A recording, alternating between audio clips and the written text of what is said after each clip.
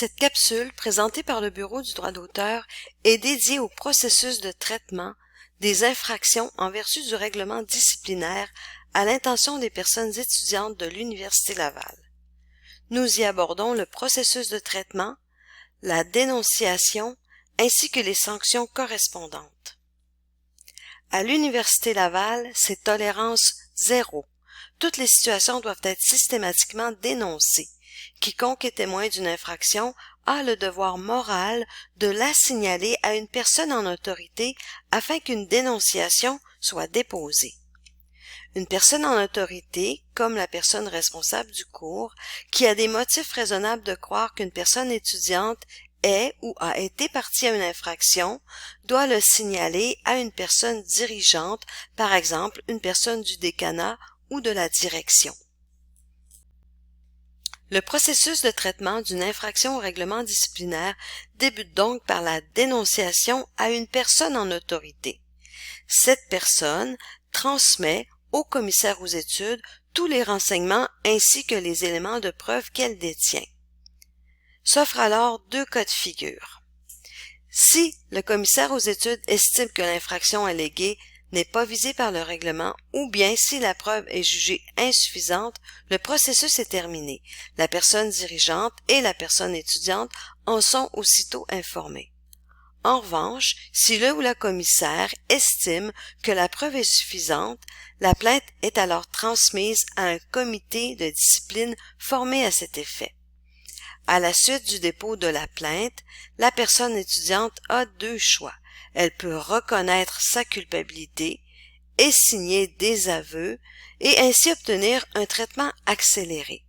Dans ce cas-ci, les sanctions prévues au règlement vont tout de même s'appliquer, mais au moins le processus est terminé.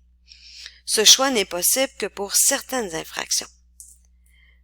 Mais la personne étudiante pourrait vouloir présenter sa version des faits devant le comité de discipline. Le cas échéant, la personne étudiante devra comparaître devant le comité de discipline et préparer son dossier de preuve. Elle peut être assistée, mais elle ne peut pas être représentée. Elle peut également faire entendre des témoins en sa faveur. Il y aura audition de la plainte devant le comité de discipline. Au terme de cette audition, le comité rend sa décision au plus tard dans les 7 jours ouvrables. En plus de décider si la plainte est fondée ou non, le comité décide de la sanction à imposer si la plainte est retenue. Finalement, la personne étudiante peut demander la révision de la décision si un fait nouveau est découvert, si elle estime ne pas avoir pu comparaître ou si la procédure n'a pas été respectée.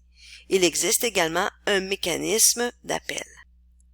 Le règlement disciplinaire prévoit à son article 46 un éventail de sanctions possibles allant de la réprimande jusqu'au rappel du diplôme d'études en passant par la reprise d'une partie du travail, l'obligation de participer à une activité de formation complémentaire comme celle offerte par le Bureau du droit d'auteur, l'attribution de la note 0 au travail ou un échec au cours, la suspension d'inscription à l'université, l'exclusion temporaire ou même définitive de l'université. Il faut savoir qu'en droit, le plagiat est imprescriptible.